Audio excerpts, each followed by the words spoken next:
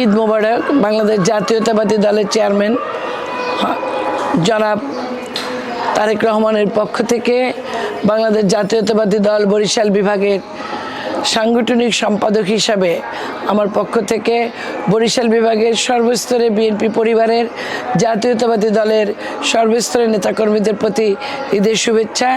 আপনারা ঈদের আনন্দ উপভোগ করুন, ঈদে সবাই ভালো থাকুন, আমরা সবাই মিলে এই ঈদকে আনন্দে আমরা উপভোগ করি। সবাইকে এই প্রত্যাশা রেখে ঈদ মোবারক। বাংলাদেশ জাতীয়তাবাদী দল বরিশাল বিভাগের পক্ষ থেকে শুভেচ্ছা অভিনন্দন। ঈদ মোবারক।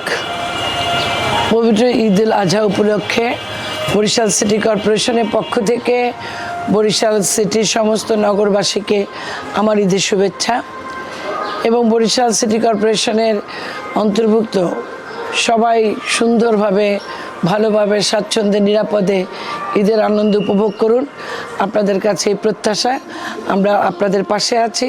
সিটি কর্পোরেশন আপনাদের সেবায় আছে। সবাইকে ধন্যবাদ। ঈদ মোবারক।